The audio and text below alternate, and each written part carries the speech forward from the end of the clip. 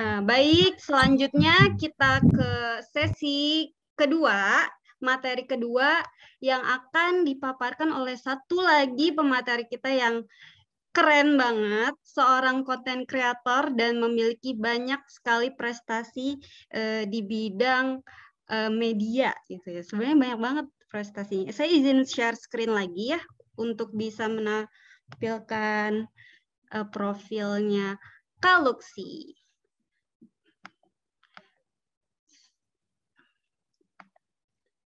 Baik, ini sudah bersama kita Kak Luxi. Assalamualaikum Kak Luxi, apa kabar? Halo, ini lagi stop. Waalaikumsalam warahmatullahi wabarakatuh. Kabar baik, alhamdulillah. Teman-teman gimana? Iya, Kabar? alhamdulillah baik. Saya baru kenal Kak Luxi karena dari teman saya ini ada Kak Holilah. Ternyata temannya Kak Luxi. Wah, seneng banget sih Iya. kita punya teman yang punya teman lagi yang orang hebat. Baik, selanjutnya sebentar ya. Ini kok. Nah, Kak Luxi ini adalah anak muda, konten kreator yang memiliki banyak sekali prestasi. Beliau juga seorang aktivis perempuan, sudah mendirikan sebuah komunitas perempuan di Solo ya bernama Pukaps yang sangat besar dan menjadi yang berperan cukup penting di tengah masyarakat. Beliau juga salah satu penerima award di YSE Ali di Amerika. Jadi beliau sudah memiliki pengalaman sejauh itu. Dan selain itu beliau juga media konsultan banyak sekali pengalaman yang tidak bisa disebutkan satu persatu. Kak Luxi telah menyelesaikan pendidikan S1 di bidang ilmu komunikasi. Jadi memang cocok ya, pas sekali dengan basic pendidikan beliau untuk mengisi materi kita hari ini. Kemudian banyak sekali juga penghargaan dan award yang sudah diterima oleh Kak Luxi. Salah satunya ialah Best Action Plan of Women Economic Empowerment di Korea ya, dari pemerintah Korea tahun 2021. Kemudian juga termasuk dalam top 10 of Best Islamic Short Movie Competition 2020 tingkat provinsi Jawa Tengah. Luar biasa sekali. Ada banyak sekali yang tidak bisa disebutkan di sini satu persatu. Kemudian salah satu publikasi ilmiah beliau adalah tentang ecofeminism discourse dari Tirto ID. Jadi beliau selain aktif di sosial media juga aktif di bidang akademis. Baik, tanpa memperpanjang lagi, kita langsung simak hari ini.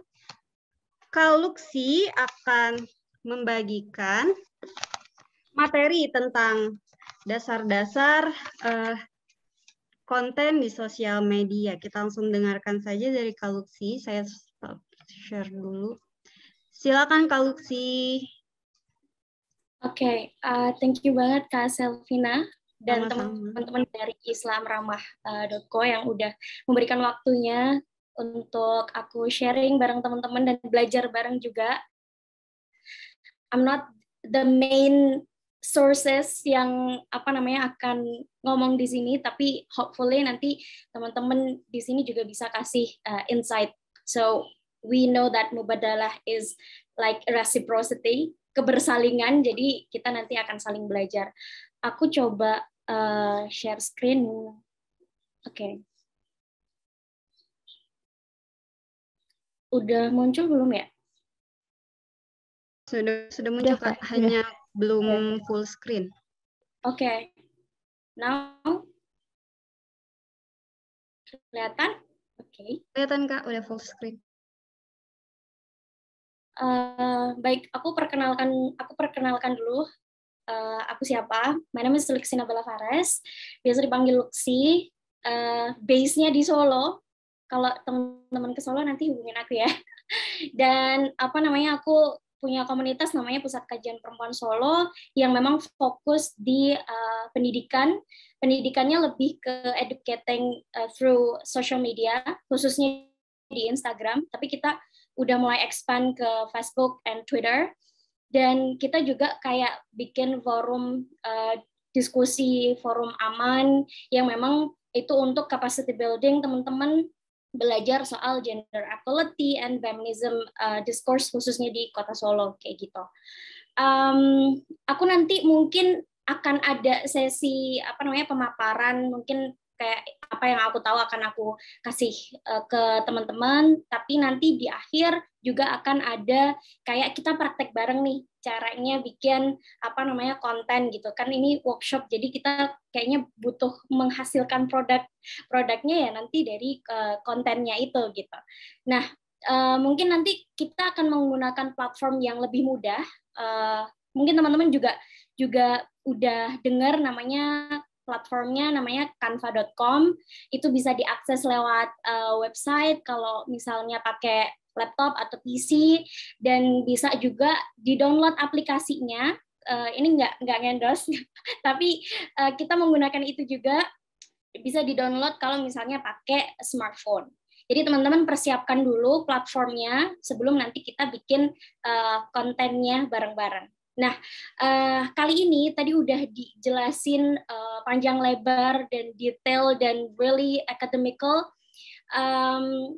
soal gender equality and how our environment face that thing gitu. Nah, kali ini kita lebih kayak mengerucutkan yang tadinya teori, kita lebih ke practicalnya, how to create content against sexual violence in social media. Oke. Nah, sebelum kita masuk ke materi atau apa yang mau kita pelajari, kita perlu paham dulu sebenarnya sosial media itu apa. Biasanya kita taunya sosial media itu cuma kayak Instagram, Twitter, Facebook, dan ya yang bisa share pengalaman, share interest, hobi dan lain sebagainya. Tapi ternyata sosial media itu tuh ada beberapa klasifikasi. Ini aku ambil dari penelitian di India, di Krishna itu di university di India, salah satu universitas di India. Ada 4 klasifikasi. Jadi yang pertama social media as social networking sites, yang mana yang biasa kita tahu kayak Twitter, Instagram, Facebook, LinkedIn, bahkan TikTok itu juga masuk dalam social networking sites gitu. Yang pokoknya kita bisa sharing interest, tadi membagikan apa yang kita senangi dan hobi dan apapun itu. Terus ada lagi sosial media namanya blog. Ternyata blog ini juga masuk dalam klasifikasi sosial media. Nah, blog ini itu biasanya lebih ke wordpress.com, blogspot.com, yang itu bisa kayak gratis diakses sama teman-teman dan bisa kayak sharing opininya teman-teman, artikel apapun itu di platform ini. Terus yang ketiga ada content generating and sharing sites, atau biasa disebut juga sebagai crowdsourcing. Itu biasanya bisa untuk share apapun, nggak cuma soal konten feed atau video aja, tapi bahkan slide presentasi dan bersamaan dengan videonya itu biasa disebut content generating and sharing sites, biasanya di YouTube ataupun di prezi.com. Kalau teman-teman sering buka di prezi.com itu juga bisa. Terus yang keempat adalah user appraisal sites. Ini platform untuk biasanya buat selling various products and services.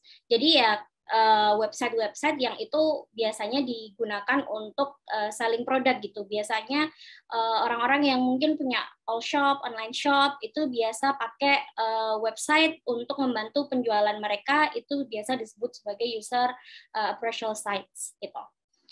Terus itu tadi kita udah paham ya soal ternyata social media itu nggak cuma Twitter dan Instagram, dan social media itu masuk, kalau kita dalam kajian media, masuk dalam new media gitu, media baru. Karena media lama kan koran, cetak, kemudian TV, terus media cetak, media televisi, media radio dan lain-lain. Kemudian nanti yang akan kita pelajari adalah komponen-komponennya ini, ada komunikasi efektif, sensitif gender dalam media, kemudian perencanaan buat konten. Ini nanti sharing pengalamanku aja ya. Maksudnya kita lebih praktikal aja nanti di sini. Terus penulisan narasi yang berperspektif feminis itu kayak apa? Terus sumber dan akun Instagram rujukannya apa aja nih nanti. So nanti yang terakhir let's make yours gitu. Oke, sebelum kita masuk lagi, aku pengen tahu nih, teman-teman, dari penglihatannya teman-teman di sini, apa nih bedanya? Teman-teman menemukan perbedaan nggak dari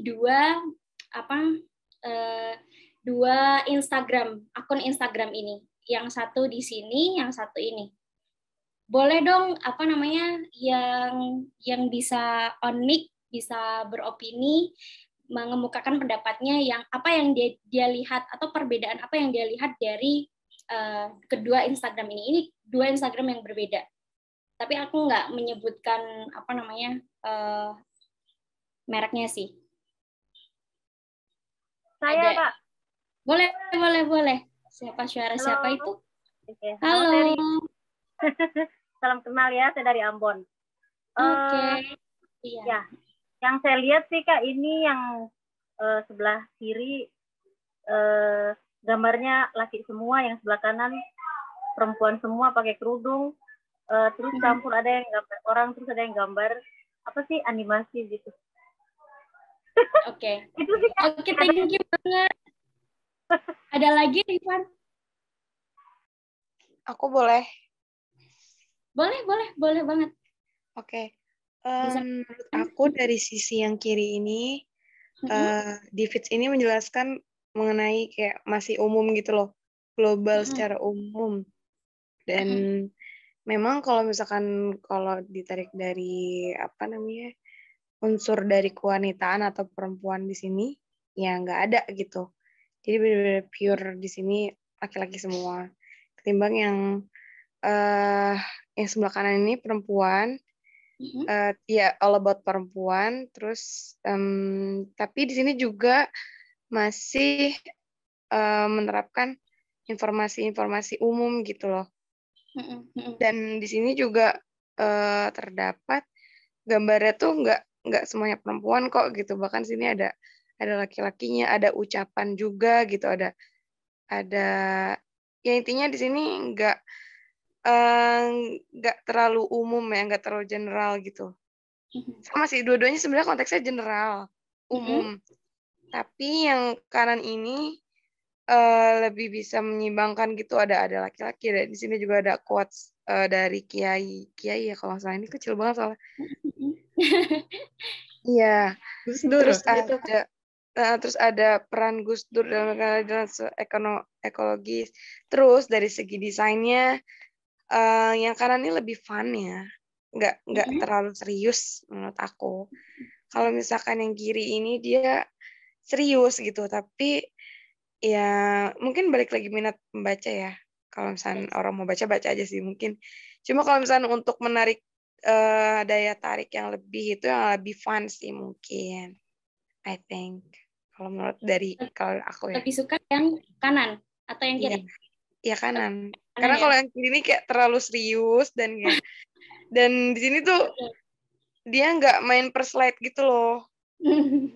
Ya, kalau yang kanan ini mainnya per slide. Jadi kalau per slide itu kan mungkin jadi lebih jelas dan informasinya memuat lebih banyak.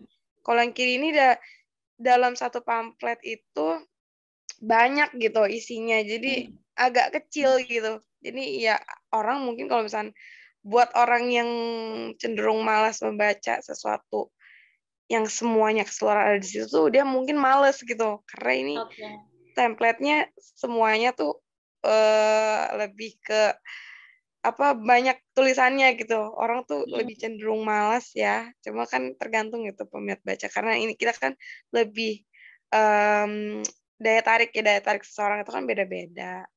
Jadi ya menurut aku sih lebih fun yang kanan. Lebih fun yang kanan ya. Oke, well ini sebenarnya pengen melihat secara visualnya aja dulu. Jadi bukan untuk kontennya gitu ya, tapi tadi dari teman-teman yang sudah memberikan opininya itu memang memberikan pandangan atau penglihatan dari visualnya gitu. Oh ternyata yang kiri itu kok cowok semua ya kebanyakan gambarnya. Kalau yang sebelah kanan nih ada gambar perempuannya, ada gambar cowoknya. Jadi seems more equal gitu. Itu dulu sih mungkin kita mencoba untuk melihat akun ini tuh condong kemana ya, akun ini condong kemana kayak gitu. Tapi itu baru visualnya aja, belum secara kontennya, secara isinya, secara analisis dari kedua akun Instagram ini. Kita boleh lanjut dulu ya. Aku cuma pengen dengar tadi opininya teman-teman gimana soal kedua perbedaan pandangan visual dari teman-teman di kedua akun Instagram ini. Oke. Kita masuk ke apa itu komunikasi efektif. Jadi ada buku judulnya Effectiveness of Communications yang nulis si John Adair ini. Dia bilang communication is essentially the ability of one person to make contact with another and then make himself or herself understood. Jadi di dalam komunikasi yang efektif itu yang paling penting atau yang paling inti adalah keterbisaan atau ability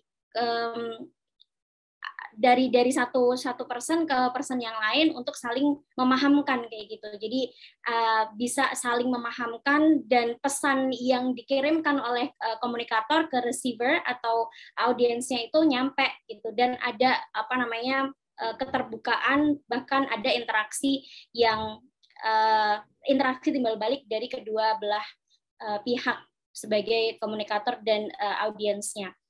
Nah, inti dari komunikasi efektif ini itu tuh lingkungan komunikasi yang umum. Jadi kalau misalnya kita pengen membuat konten, kita perlu tahu tuh audiensnya kita siapa aja. Apakah dia adalah remaja atau dewasa? Apakah mereka itu aktivis dalam hal pekerjaannya tuh seringnya di lapangan atau dia akademis.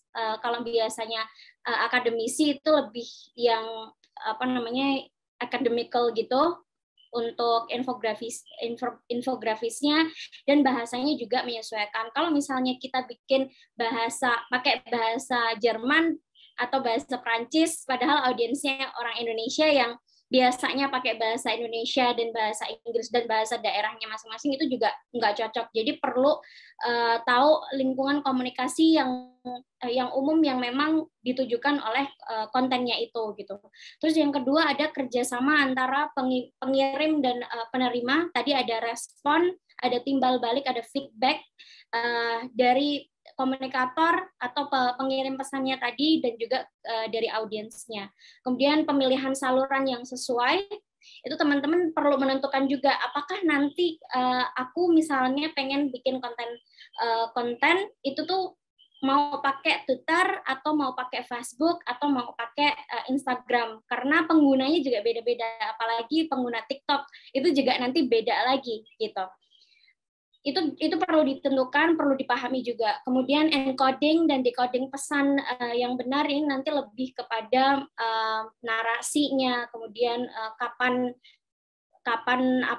konten itu dipublikasi dan lain sebagainya. Kemudian yang terakhir ada penerimaan, tanggapan dan umpan balik yang diinginkan, lebih kepada umpan yang kritik otokritik, dan itu sifatnya dialogis, itu malah lebih baik gitu ya. Kemudian next, nah ini jadi konten yang sebenarnya efektif itu ya yang bisa diterima oleh pembaca, dia informatif, maksudnya diterima tuh bisa dipahami gitu. Kadang kan konten tuh nggak selalu menghasilkan setuju aja, tapi ada yang nggak setuju. That's okay gitu. Jadi yang penting informatif, faktual, aktual. Aku tulis di sini is optional karena sebenarnya penting juga ketika memang kamu pengen atau teman-teman pengen naikin engagement di dalam social media itu. Kalau misalnya pengen engagement-nya naik atau tinggi, ya berarti harus ngikutin isu yang sedang berkembang saat itu dan bisa kemudian dikontekstualisasikan sama isu yang kita bawa gitu. Oh ternyata yang lagi booming nih kekerasan seksual. Nah kekerasan seksual apa nih yang bisa dikontekstualisasikan di dalam konten kita? Oh kita membahas soal wacana Islam yang ramah gitu. Bagaimana kemudian kekerasan seksual yang lagi booming ini itu bisa ditransformasikan dalam narasi-narasi Islam yang ramah kayak gitu. Contohnya ya seperti saat ini yang kita ikuti acaranya oleh Islam Ramah saat ini kayak gitu. Terus kalau misalnya enggak pun, maksudnya enggak aktual, maksudnya enggak mengikuti yang lagi booming saat ini, ya enggak apa-apa gitu. Walaupun nanti kayak penontonnya akhirnya atau audiensnya akhirnya terfokuskan kayak gitu. Terus pembaca memberikan tanggapan yang relevan, artinya ada tanggapan mau itu pro atau kontra, tapi yang masih relate sama apa yang diposting itu. Kemudian ada kritik atau kritik tadi, dan juga ada persetujuan kalau misalnya tadi kita bahas soal konten kekerasan seksual, di situ pasti ada yang namanya korban, ada yang namanya pelaku, ada yang namanya data pribadi, ada yang harus dilindungi, harus mempertimbangkan sekuritas dari korban. Nah itu butuh persetujuan. Apakah cerita atau pengalaman tubuhnya itu boleh untuk dipublikasikan atau enggak? Kalau nggak boleh ya berarti kita nggak punya hak untuk mempublikasikan cerita kekerasan seksual itu gitu. Itu perlu banget dipahami sebagai landasan dasar ya, adanya konsen tadi.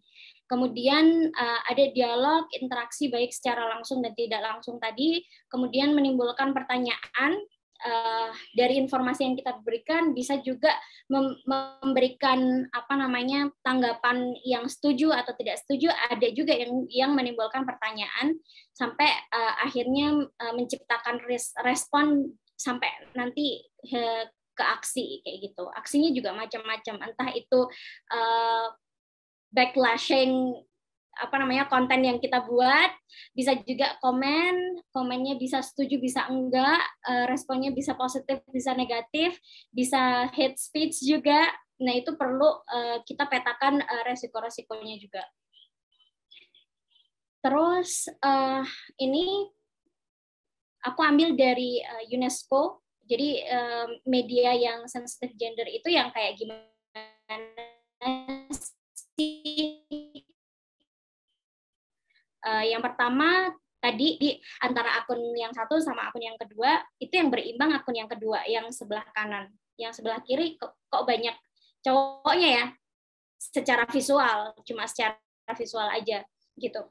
Terus yang kedua penggambaran yang adil atas perempuan dan laki-laki, dan itu menghapuskan stereotip dan juga mendorong representasi perempuan di dalam media itu, tidak mengobjektifikasi atau bahkan menimbulkan bias gender gitu. Terus ada juga pemberitaan mengenai kekerasan seksual dan juga kesetaraan dan keadilan gender, itu tuh penting untuk dipahami secara integral. Dan juga tadi yang kata pembicara yang pertama, perlu dipahami secara interseksional. Jadi nggak cuma dari si perempuannya siapa, tapi apa nih konteks yang melatar belakangi di belakangnya kayak gitu. Baik itu dari ability-nya, disability atau ability-nya, kemudian dari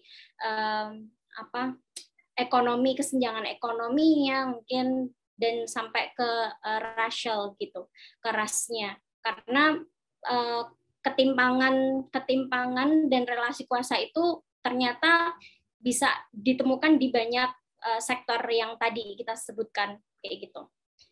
Ada juga di dalam media yang sensitif gender itu juga perlu untuk membuktikan kesadaran gender itu dari misal reportasenya, penyuntingannya, komen, kemudian feature-nya, dokumenternya, dokumentasinya, wawancara dan acara bincang-bincangnya itu juga bisa menjadi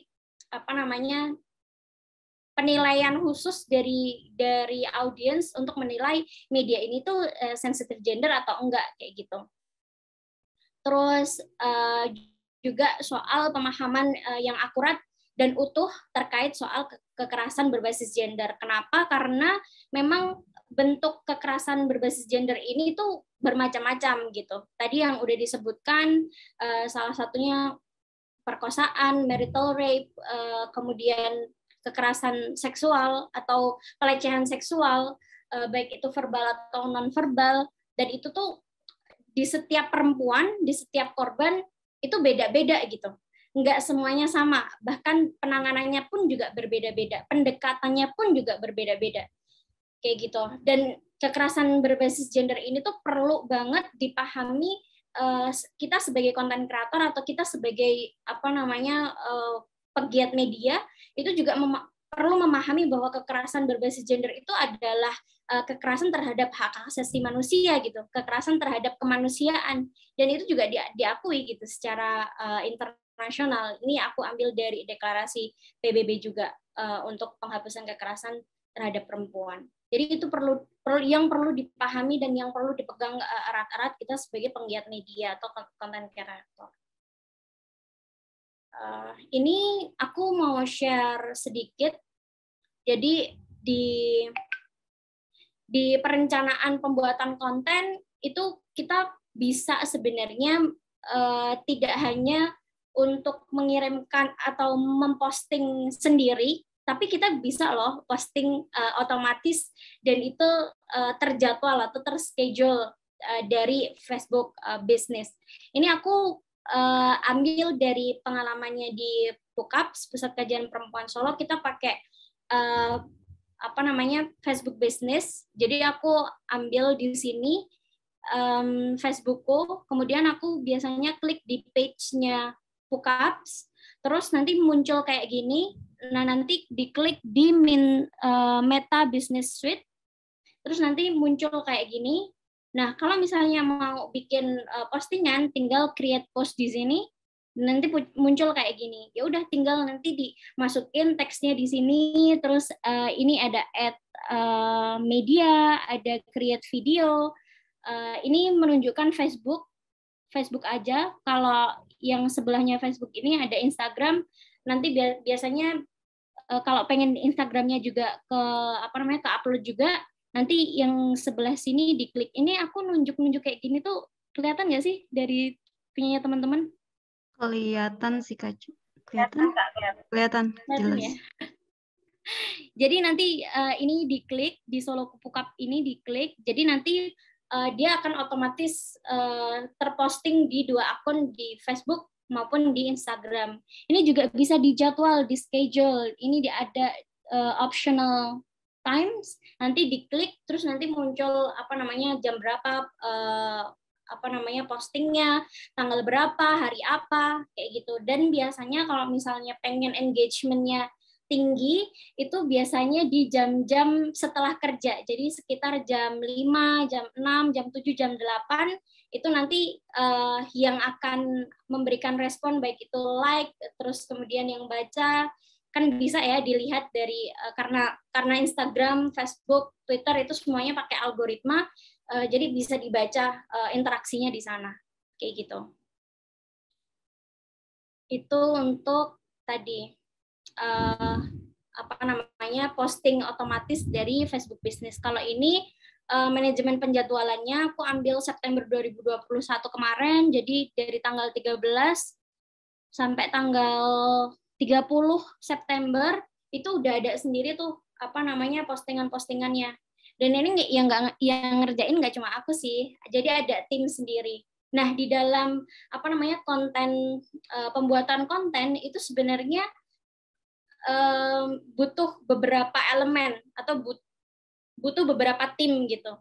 Jadi timnya nggak cuma tim permediaan aja gitu. Jadi dalam media and branding kalau di PUKAPS itu ada tim namanya content specialist atau content advisors, content media advisors, petugas yang khusus untuk ngomongin kontennya aja, sama tim media design itu ada sendiri. sama nanti yang ngeposting itu juga ada sendiri kayak gitu. Jadi perlu dibagi-bagi jobnya, karena kalau semuanya dipikirin udah narasinya, isinya, kemudian desainnya sama ngepostingnya itu satu orang, itu akan terlalu melelahkan.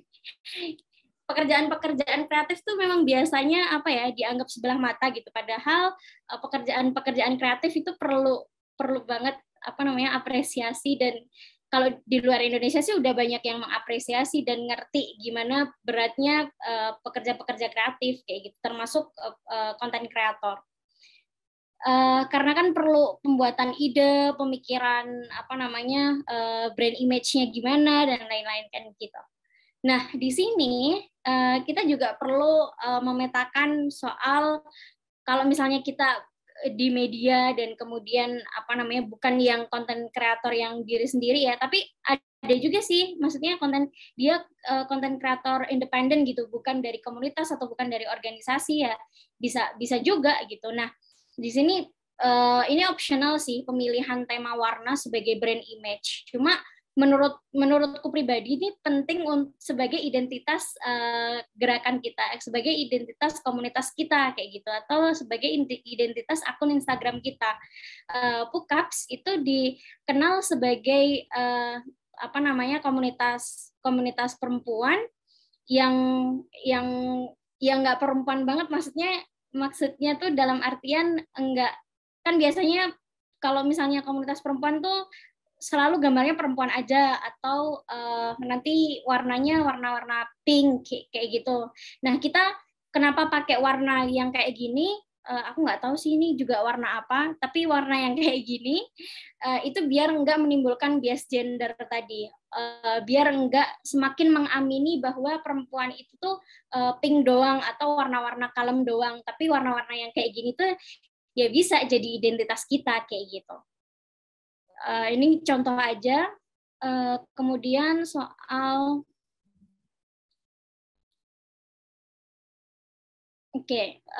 ini teman-teman juga bisa banget recreating atau repost atau membuat baru dengan tetap melampirkan sumber. Teman-teman perlu banget melampirkan sumbernya gitu.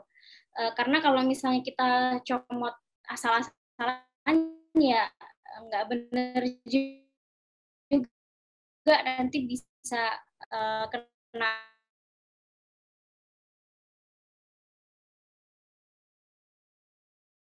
Jamenis secara mempercayai korban khususnya korban kekerasan seksual.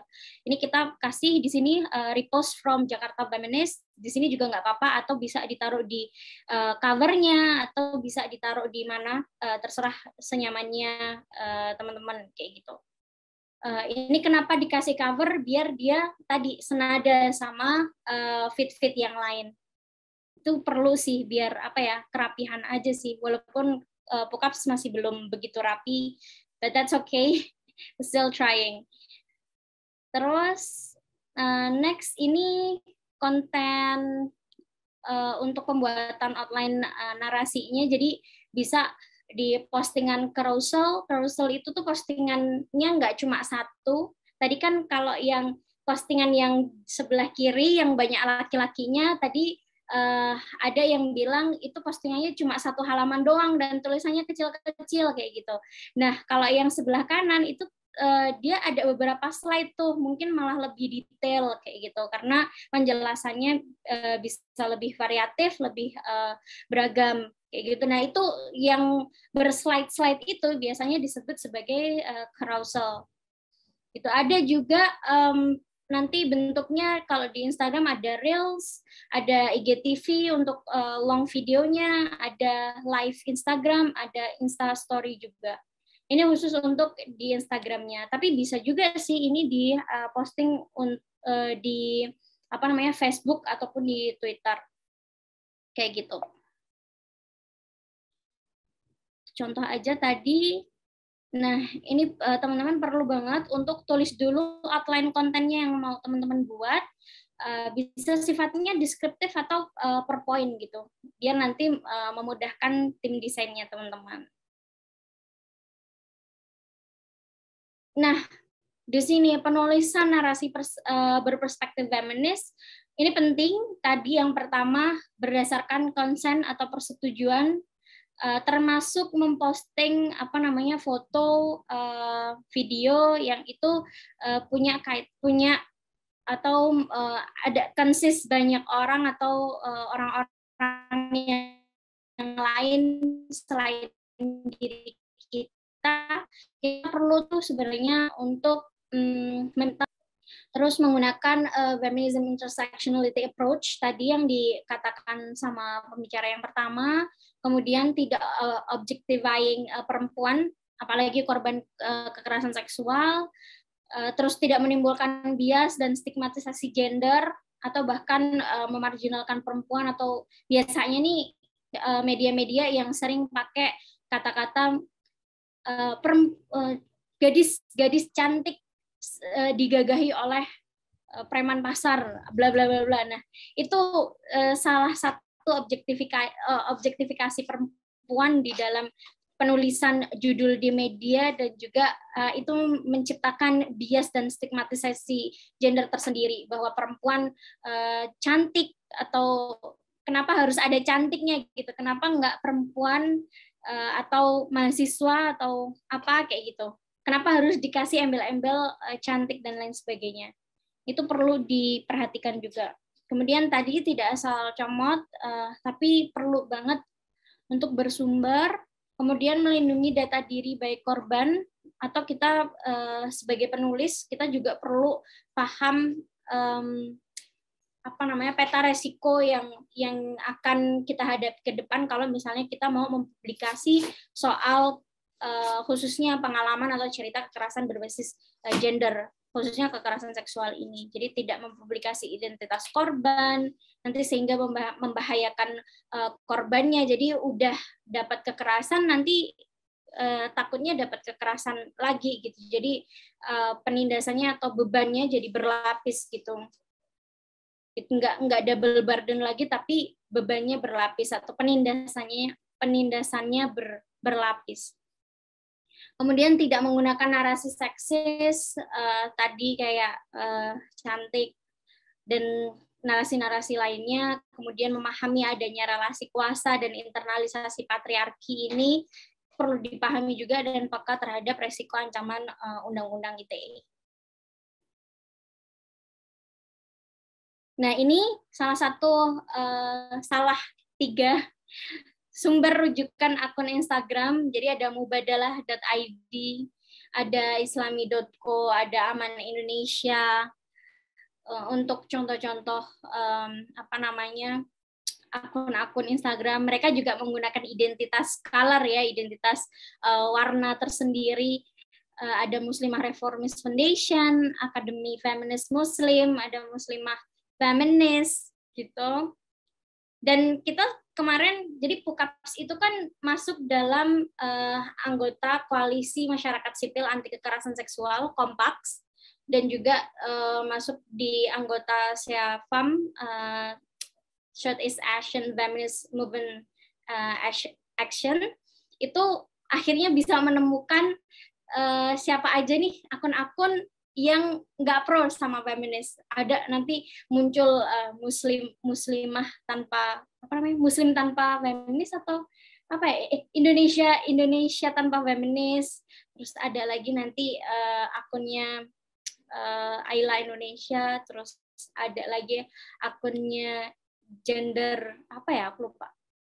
Itu yang membahas soal countering isu gender equality yang disampaikan oleh akun-akun yang udah aku sebutin di sini tadi gitu. Cuma masih banyak paradoksial yang mereka akhirnya posting. Mereka bilang soal Islamic worldview, tapi ternyata mendiskriminasikan pihak-pihak tertentu kayak gitu. Jadi kita perlu memahami isi dari setiap akun Instagram yang kita lihat. Tapi nanti biasanya akan memunculkan kalau misalnya kita buka mubadalah.id, buka Islam Ramah, Islam.co dan lain-lain, nanti biasanya akan ini sih teman-teman akan tergiring ke dalam bubble itu. Agak sedikit membahayakan karena media itu lagi-lagi dua mata pisau, jadi teman-teman juga perlu banget memahami mana kelompok A, B, C. Jadi nggak cuma di area keadilan gender dalam Islam aja, tapi juga tadi bisa memahami di luar itu kayak gitu. Kalau di sini aku akhirnya menyebutkan juga ada akun Instagramnya Indonesia Feminist, Perempuan Berkisah, SafeNet Voice, Perempuan Jakarta Feminist, Jurnal Perempuan, banyak di sini teman-teman. Yang ini kaitannya nggak cuma soal kesetaraan gender dalam Islam, tapi juga secara lebih luas gitu. Tapi kalau misalnya orang-orang yang kontra sama mubadalah atau kontra sama feminist Muslim, biasanya itu akun sekuler gitu. Jadi it's okay, nggak apa-apa. Kita yang penting belajar, karena belajar kan kalau Gus Dur tuh prinsipnya belajar di mana aja, kapan aja, dengan siapa aja gitu kan. Jadi itu yang perlu kita pegang juga dan perlu kita aplikasikan dalam kehidupan bersosial media kita. Kayak gitu. Ini untuk bikin konten, ini very subjective from me. Jadi lebih ke simple and clean, tidak terlalu panjang, tulisannya tidak terlalu kecil, bisa meng-highlight kata-kata yang penting, juga mungkin hindari ornamen yang membuat ramai, karena nanti bisa juga menghilangkan fokus di audiens kita kayak gitu. Ini simple aja sih. Aku yakin teman-teman di sini mungkin lebih pandai untuk desain visualnya daripada aku. It's okay, yang penting message-nya tersampaikan ke audiens nanti. Nah, ini Canva, teman-teman udah sering pegang Canva ya. Bisa juga Figma. Kalau teman-teman medianya di Pukaps, ada yang pakai Canva, ada yang pakai Figma. Tapi aku usually atau seringnya pakai Canva. Nah, sekarang ini waktunya tinggal berapa menit ya? Masih ada sekitar 40 menit lagi, Kak. Oke, 40 ya, 35 menit. Sampai 40 menit lagi. Oke.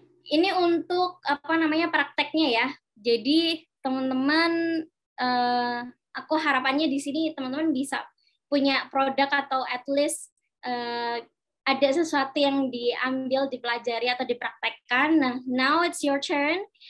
Buat satu halaman aja, slide ukurannya 1x1 ya, untuk kayak feed Instagram gitu, kotak persegi yang berisikan konten yang pengen kamu share. Nah, bisa pakai platform Canva karena bisa diakses kapan aja, and you got 10 minutes to make this. Cukup ya kayaknya ya untuk bikin kontennya. Mungkin aku stop share dulu. Kita akan coba mulai. Kita akan beri waktu 10 menit. Gimana, Kak Selvina?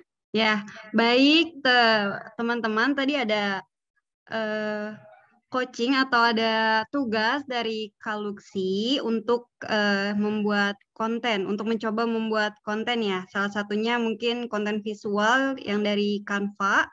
Boleh silahkan yang sudah memiliki konten, boleh di-share di kolom chat. Nanti bisa dikomentari oleh Kak Luxi. Bisa dikasih masukan, dikasih tips-tips yang akan memperbaiki atau membuat konten kita lebih bagus lagi. Untuk yang belum punya konten, silahkan share idenya. Kira-kira mau bikin apa sih di sosial medianya, atau kira-kira punya ide apa untuk membuat konten dari hasil pelatihan hari ini gitu. Silakan share idenya ya di chat. Kita tunggu 10 menit dari sekarang. Bagi yang sudah punya konten silakan di-share di chat. Bagi yang belum silakan share idenya gitu. Mau bikin apa sih gitu. Terima kasih. Kita tunggu 10 menit. Oh, ini ada ada Windy Winata. Saya sudah share di IG Windenata. Sudah saya tag juga. Oh, ngeteknya kemana nih? Ke Islam Ramah atau ke mana? Kalau misalnya ngeteknya ke Islam Ramah bisa teman-teman Boleh. Islam Ramah. Saya bantu forward ya Kak ya, sebentar.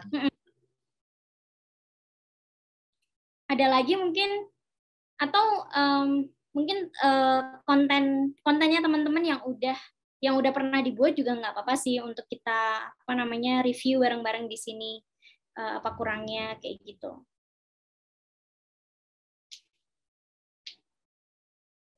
Oke, di islamramah.co.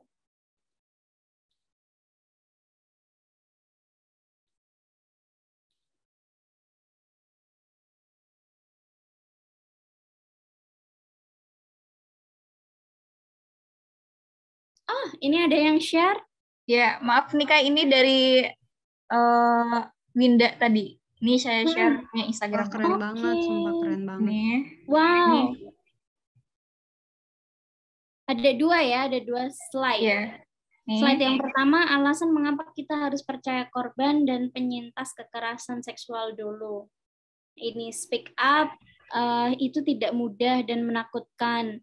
Selalu percaya dulu sama korban, kalaupun dia ternyata berbohong, kita hanya jadi orang yang berhasil dibohongi. Tapi kalau omongannya benar, berarti kita sempat berpihak pada pelaku kekerasan seksual. Halaman yang selanjutnya. Oops, sorry. Nah ini.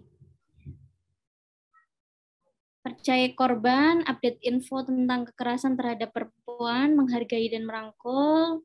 Ini kayak apa aja gitu ya yang perlu kita lakukan gitu ketika mendapatkan cerita dari korban kekerasan seksual. Bangun rasa hormat dan empati dengan orang lain, speak out, menentang segala bentuk. Oke, menghubungkan lembaga sosial, betul. Tawarkan bantuan praktis. Overall is good.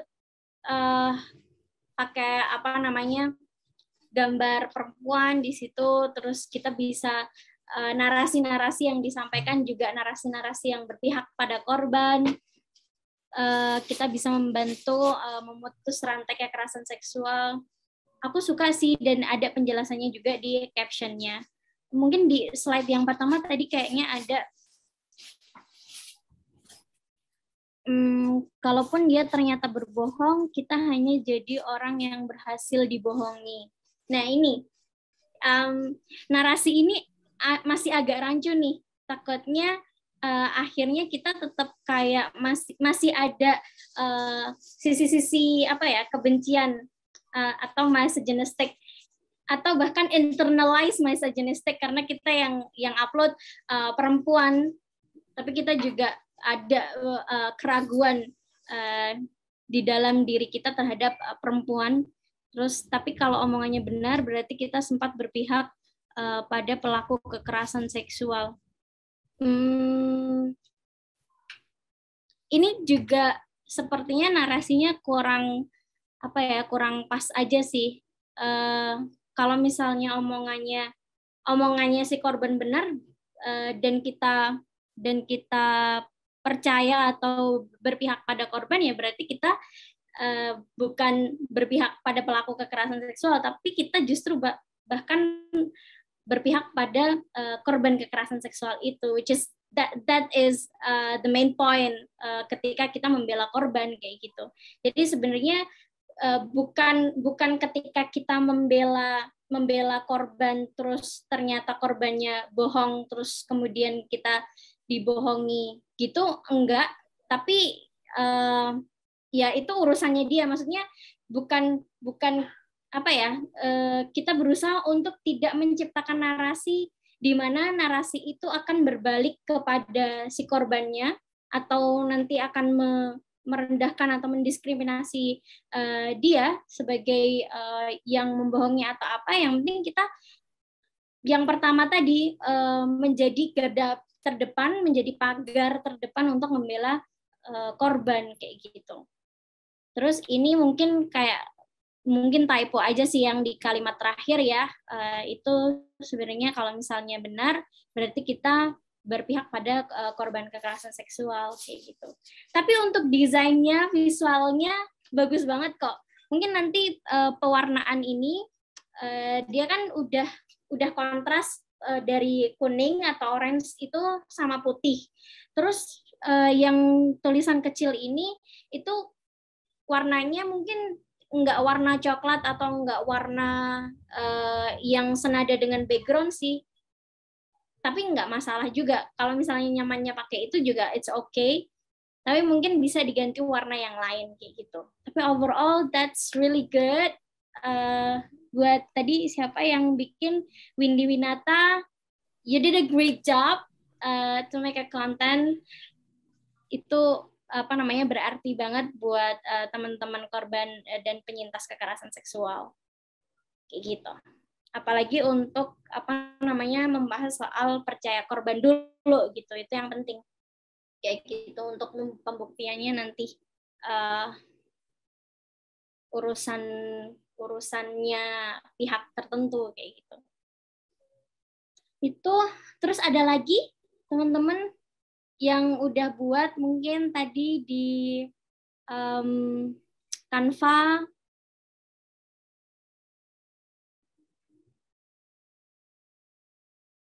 Kita tunggu. Kita Atau sambil mungkin ini Kak, kalau dari narasinya dulu gimana Kak?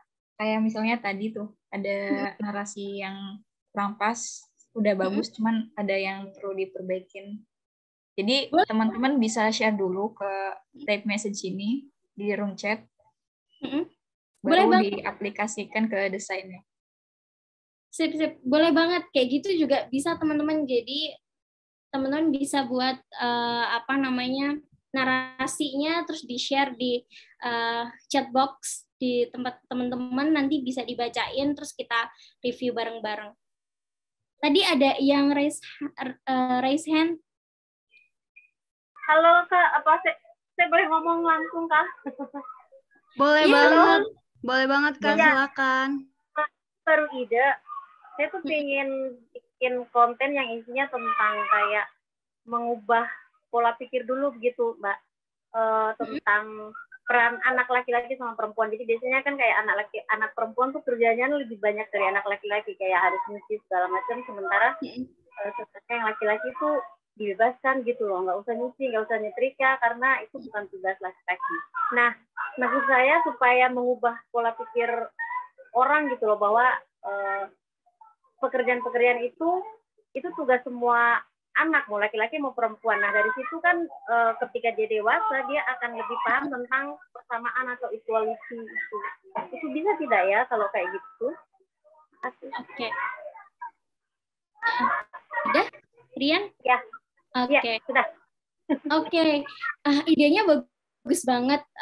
Jadi pengen menyampaikan ke publik soal kalau misalnya pekerjaan perempuan tuh nggak harus perempuan aja, tapi juga bisa laki-laki. Entah itu nyapu, ngepel, masak, dan lain-lain. Itu nanti bisa mungkin variasi kontennya itu dibikin kayak mitos dan fakta kayak gitu. Jadi misal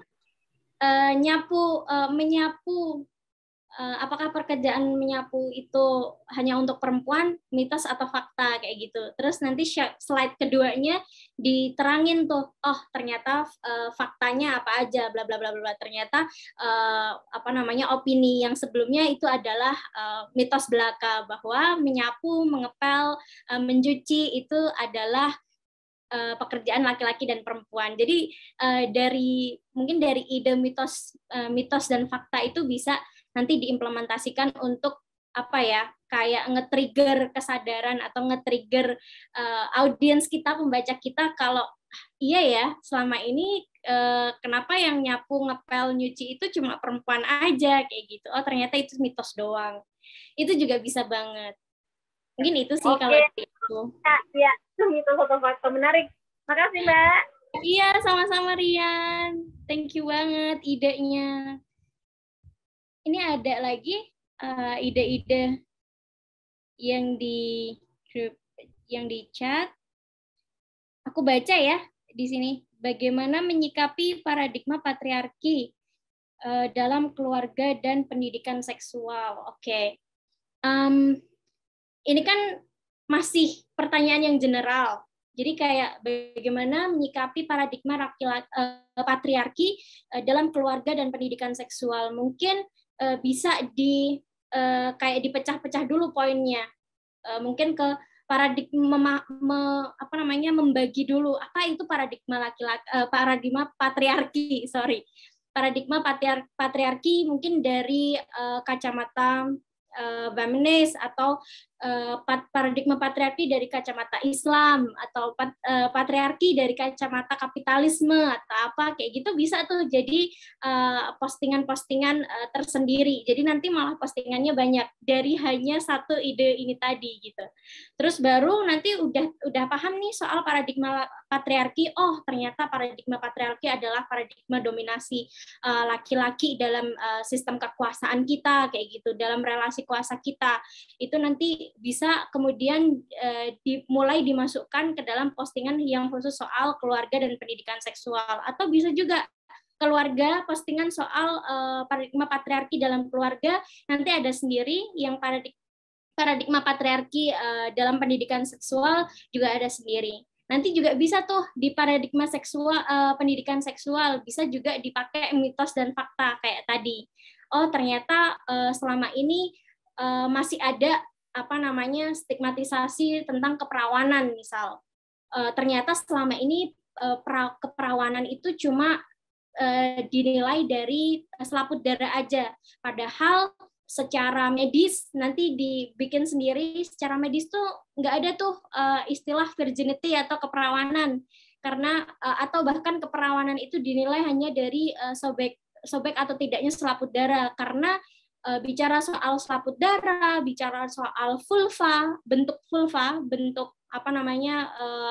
bagian terluar dari vagina, itu tuh setiap perempuan berbeda-beda gitu. Jadi sifatnya juga diverse, beragam gitu. Satu dengan perempuan yang lain itu juga nggak mungkin sama gitu, karena Allah SWT tuh nyiptain kita sebagai manusia, perempuan, laki-laki, atau bahkan yang kembar sekalipun mereka tuh juga bakalan beda gitu, entah itu bentuk wajahnya, sidik jarinya, kemudian apalagi bagian-bagian fisik lainnya termasuk vulva, termasuk selaput darah kan ada yang dia bentuknya udah yang lubangnya gede, ada yang lubangnya kecil satu, ada yang lubangnya banyak titik-titik kayak gitu juga ada. Dan itu nggak bisa satu perempuan atau beberapa perempuan, certain woman dikumpulin terus dianalisis, ini selaput darahnya masuk ke golongan atau bentuk selaput darah A. Oh, yang perempuan ini yang A sampai Z itu masuk ke dalam golongan selaput darah B. Enggak juga, karena setiap perempuan itu tadi beda-beda gitu.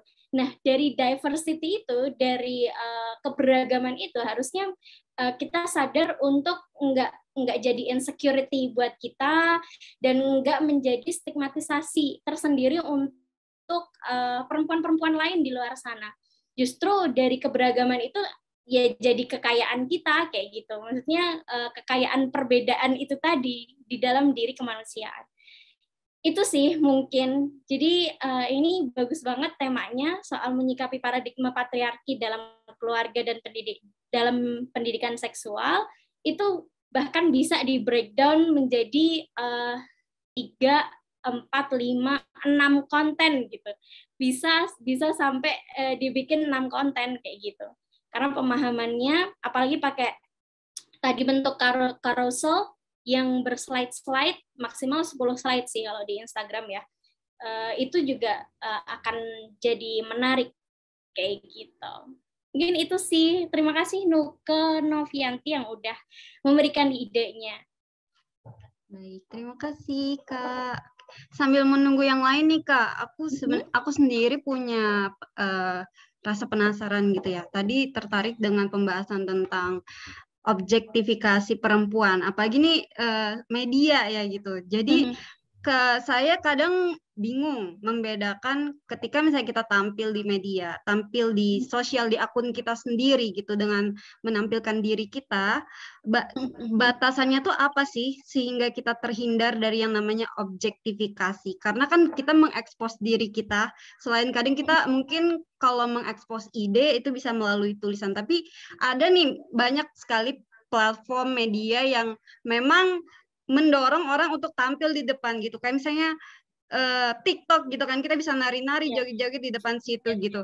Jadi batasannya tuh apa sehingga kita terhindar dari yang namanya media objektifikasi atau objektifikasi perempuan di media gitu, Kak. Terima kasih, Kak. Baik, thank you Selvina yang udah memberikan pertanyaan yang bagus banget soal batasan objektifikasi perempuan. Karena itu juga tadi kayak yang dibilang sama Kak Samia ya, soal bicara soal kesetaraan gender, keadilan gender itu sometimes blur, sometimes abstrak, sometimes juga jelas gitu. Sama juga halnya soal objektifikasi perempuan.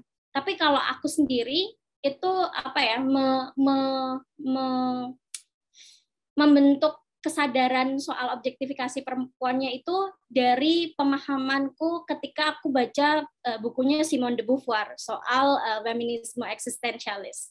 Di mana di feminisme eksistensialis itu kita bicara soal keakuan kita sebagai manusia, sebagai perempuan itu melakukan sesuatu karena diri kita sendiri, bukan untuk orang lain. Maksudnya kita kalau misalnya tampil di depan, tapi yang diekspos adalah tubuh kita atau lekuk tubuh kita, atau biasa yang kita lihat di televisi untuk iklan-iklan sabun yang menggunakan perempuan sebagai modelnya, itu juga bisa kita pahami dari kacamata kamera mana nih yang dipakai. Karena seringkali yang dipakai ketika iklan-iklan televisi yang menunjukkan lekuk tubuh perempuan dan tubuh perempuan itu mereka menggunakan male gaze atau kacamata laki-laki gitu. Makanya yang dilihat kameranya itu ngarahnya ke tubuh perempuannya gitu. Tapi kalau misalnya kita di TikTok atau kita di Instagram, di Reels, kita niatnya untuk bikin konten, kita nari-nari tapi tetap ada narasi kontennya, mestinya narasi-narasi yang itu bicara soal tadi soal patriarki misal dan lain-lain, it's okay menurutku, karena itu untuk dari diri kita untuk dibagi ke orang lain, bukan karena kita ingin orang lain lihat tubuh kita, tapi gimana orang lain biar bisa enjoy menikmati narasi yang kita tampilkan tanpa harus bosan lihat narasi aja gitu. Itu sih, jadi batasannya mungkin lebih kepada yang diobjektifikasi itu menggunakan male gaze, menggunakan kacamata laki-laki, di mana mengekspos bagian tubuh yang biasanya itu dilihat oleh laki-laki atau menjadi permintaan mata laki-laki, which is kita tampil di situ untuk dilihat laki-laki itu. Tapi kalau misalnya yang subjektifikasinya kita itu ketika kita sharing value outside our physically gitu. Jadi di luar ketubuhan kita, di luar fisik kita, yang kita share itu adalah value-nya, entah itu narasi, ilmu, pengetahuan, pengalaman, dan itu punya satu tujuan yang jelas kayak gitu. Mungkin itu sih dari aku soal objektifikasi. Oh, menarik sekali Kak Lutfi. Terima kasih banyak. Saya setuju banget sih tadi soal share value juga. Jadi nggak cuman share visual gitu kan, tapi juga ada value, ada ide, ada nilai-nilai di situ. Wah, itu komplit banget. Terima kasih Kak. Kita masih menunggu yang lain yang baru tadi masuk lagi setelah out. Silahkan share ide bikin konten. Mungkin ada dari peserta lain yang mau bikin konten kira-kira apa nih? Kita masih ada, ternyata waktunya sudah berjalan cukup panjang, Kak. Kita masih punya sekitar 10 menit. 10 menit lagi. 10 menit lagi. Ayo yang masih belum share idenya, mumpung ada Kak Luxi, bisa langsung dikoreksi, direvisi untuk melihat sejauh mana sih konten-konten kita gitu yang udah kita buat. Kemarin sih dari Islam Ramah sendiri udah coba bikin konten, kita di sini bertiga yang ini. Wah, keren nih. Kalau aku bikinnya kayak gini nih, sejenis quotes, bukan quotes sih, sejenis kata-kata campaign gitu kali ya. Yang isinya tuh gini. Sebentar, aku buka dari HP, Kak. It's okay, nggak apa-apa. Sambil menunggu yang lain ya, peserta yang lain. Oh, udah out di sini. Atau bisa juga dari buku yang teman-teman baca juga bisa, mungkin ada quotes menarik dari teman yang teman-teman temukan ketika baca buku atau baca jurnal, teman-teman bisa tuh bikin kontennya di Instagram. Oke. Kalau aku kemarin sempat bikin kayak gini nih. Aku nggak tahu ini konten apa. Pokoknya nih cuma gambar, terus ada tulisannya. Jadi aku search gitu kayak sejenis kata-kata buat campaign. Jadi ini respect, boundaries, ask for consent, believe to survivor. Jadi kayak cuman kata-kata dan Oke. Ini gimana konten? Dan ini buat ini di story aja sih Kak dibikinnya. Bagus. Itu jadi ini ada apa gitu? Poster atau apa gitu? Tujuannya, ada tujuannya tadi untuk menyebarin soal value respectful, to be respectful to each other gitu. Okay. That's good. Keren.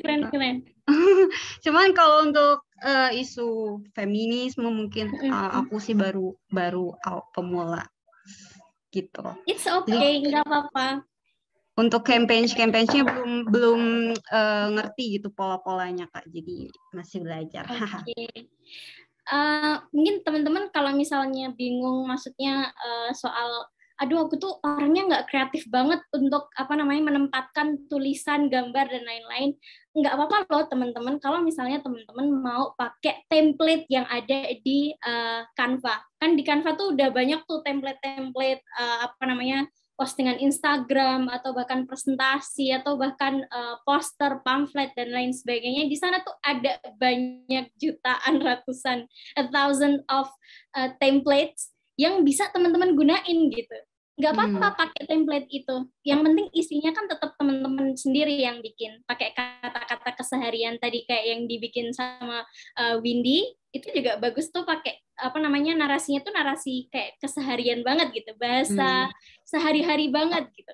Ada juga yang ketika kita bisa membandingkan narasi yang dibikin sama islami.co, kalau di Instagramnya islami.co itu lebih ilmiah gitu kan, karena memang itu adalah infografis dari beberapa artikel yang ada di islami.co kayak gitu.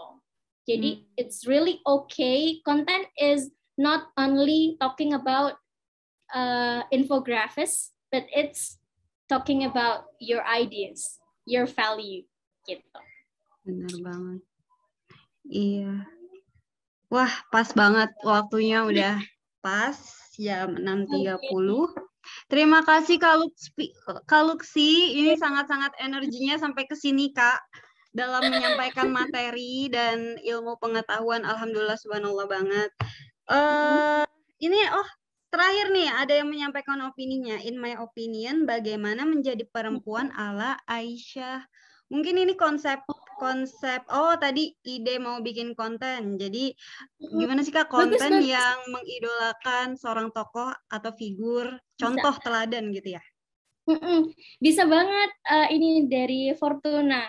Bagaimana menjadi perempuan ala Aisyah. Bisa ini nanti dibikin mungkin Aisyah itu apa aja tuh karakteristik pemikirannya gitu, atau pengalamannya Aisyah, atau kepintaran Aisyah tuh di bagian apa aja. Oh ternyata periwayat hadis terbanyak perempuan. Terus habis itu apalagi ya, pemimpin perang apa ya waktu itu ya yang Jamal.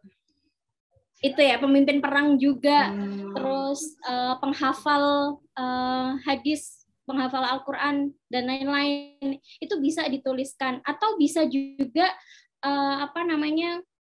periwayat hadis terbanyak perempuan gitu kan. Ini ulama perempuan nih, Aisyah itu yang tidak seringkali diangkat oleh ulama-ulama kontemporer kita gitu, karena yang diangkat cuma ulama-ulama laki-laki aja, dengan ulama-ulama perempuan tuh nggak banyak yang tahu, dan akhirnya membentuk kesadaran di publik bahwa ulama itu laki-laki, padahal ada loh ulama perempuan atau perempuan ulama kayak gitu.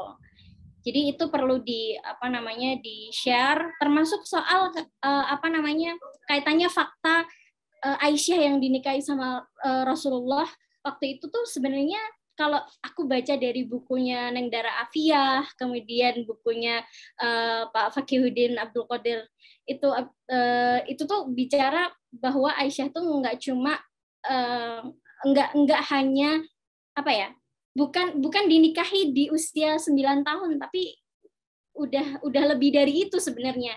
Cuma hadis yang mengatakan Aisyah dinikahi di usia 9 tahun itu tuh ternyata kurang kuat gitu sanadnya, dan periwayatnya dan lain-lain. Nah, itu juga bisa tuh di-share untuk menjadi fakta yang belum banyak orang tahu kayak gitu. Keren. Oh ya, tadi aku belum tutup juga ya. Mungkin aku sekalian tutup aja karena waktunya juga udah selesai. So, semoga teman-teman dari apa yang disampaikan sama pembicara yang pertama Kak Samia tadi, sama aku hari ini, atau bahkan tadi muncul ide-ide yang fresh, yang energetic, yang beda, bahkan ada satu tema besar yang bisa jadi beberapa konten tadi. Semoga bisa bermanfaat buat teman-teman, dan salam setara. Terima kasih buat teman-teman yang udah datang. Terima kasih juga sama teman-teman dari islamramah.co yang udah invite kita. I do appreciate karena teman-teman mau banget mengangkat tema ini, yang mana ini juga nggak cuma perempuan aja yang harusnya tahu, tapi juga laki-laki juga perlu tahu soal kesetaraan gender dalam Islam ini. Mungkin itu aja. Have to see you. Very, very nice to see you all, guys. And I beg your pardon for all mistake that I have done. Wassalamualaikum warahmatullahi wabarakatuh. Waalaikumsalam warahmatullahi wabarakatuh. Terima kasih banyak Kak Lucy. Kita foto bareng sekali lagi ya Kak. Yes. Alhamdulillah sudah selesai. Silakan yang lain dibuka kameranya.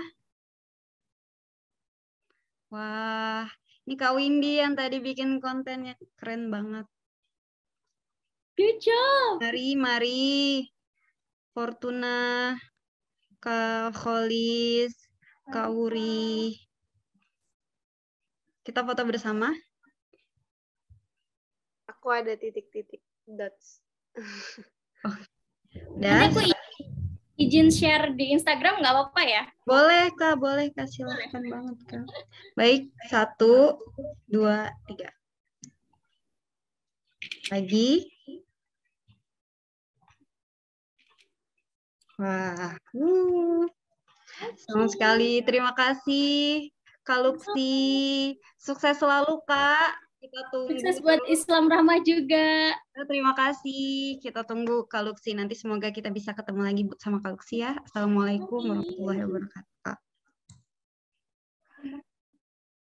Baik, untuk selanjutnya saya kembalikan ke pembawa acara Kak Faulia. Terima kasih banyak. Oke, alhamdulillah.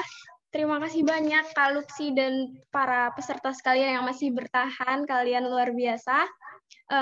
Alhamdulillah sekali lagi kita telah menuntaskan rangkaian acara siang hingga sore hari ini. Semoga apa yang kita pelajari, yang kita usahakan bisa menjadi benih baik dan bisa memberikan manfaat bagi sesama. Terima kasih dan penghargaan setinggi-tingginya untuk semua narasumber, kepada semua para peserta yang luar biasa dan seluruh pihak yang membantu terselenggaranya workshop ini. Ya, respect. Oke, saya Holilatul Azizah selaku pembawa acara pamit undur diri. Setelah ini ada pengumuman sebentar dari tim Islam Ramah. Kepada Kak Ayu kami persilahkan. Saya pamit undur diri. Ya. Terima kasih Kak Holila dan teman-teman yang masih bertahan. Dari penjelasan yang tadi, kita punya tugas buat teman-teman yang supaya kita itu tidak hanya sekadar memiliki inspirasi, tapi ada aksi nyatanya gitu. Kata Thomas Alva Edison, jenius inspirasi itu hanya menyumbang 1%, sedangkan 99%-nya itu adalah aksi nyata.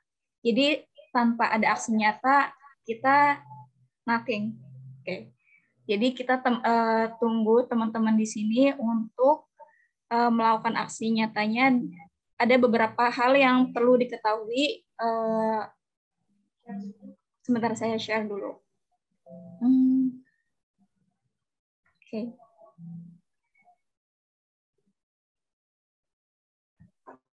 Nih. Kelihatan ya? Oke.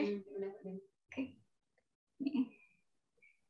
Nah, untuk membuat postingan setelah pelatihan di sini, kita minta teman-teman untuk membuat konten media sosial tentang melawan kekerasan seksual. Nah, postingannya itu bertema keadilan gender atau penghapusan kekerasan seksual, terutama dari yang disampaikan atau pengetahuan yang telah kamu terima di hari ini, tadi dari Kak Samia atau dari Kak Lucy. Itu nanti dijadiin konten materi yang tadi. Nah, kiriman postingannya itu bisa berupa feed atau di Twitter, di Thread, dan status dan media sosial lainnya, terutama menggunakan desain ya teman-teman. Jadi teman-teman mendesain dengan kalimat tertentu atau bisa juga berupa video gitu, yang biasanya di Reels. Itu kadang lebih ngena sih, karena kita kan bisa berkomunikasi langsung. Tidak hanya berupa kata-kata, bisa video di situ. Intinya kampanye tentang kekerasan seksual di situ atau kesetaraan gender. Kemudian setelah postingan itu, teman-teman pastikan di bawahnya itu ada tag di Instagram. Di sini misalnya ada islamramah.co, kemudian dari She Build Peace ID dan Aman Indonesia. Di Twitter juga sama, Islam Ramah, She Build Peace Indonesia dan Aman Indonesia, dan Facebook ada Islam Ramah dan Aman Indonesia. She Build Peace Indonesia dan Aman Indonesia ini di-tag karena mereka menjadi salah satu pendukung di acara kita. Kemudian, nah di sini ada reward buat teman-teman yang bisa mengirim cepat postingan yang ditugaskan tadi. Rewardnya itu adalah ya spesial, sama yang mengikuti hari ini, acara hari ini akan ada sertifikat. Kapan dikumpulinnya? Lebih cepat lebih baik, tapi paling nggak maksimalnya adalah dari tanggal 29 hari ini sampai 30 Januari. Kita sengaja tidak lama-lama ya, supaya lebih cepat lebih baik kayak gitu. Karena kemungkinan kalau lama-lama takut kendur lagi semangatnya. Jadi mumpung habis dapat materi, dapat pembelajaran, pasti lagi semangatnya untuk membuat konten. Terima kasih. Jadi selamat mengerjakan tugasnya teman-teman sebagai aksi nyata kita mendukung atas kekerasan seksual atau keadilan gender. Ya, terima kasih. Saya kembalikan ke host.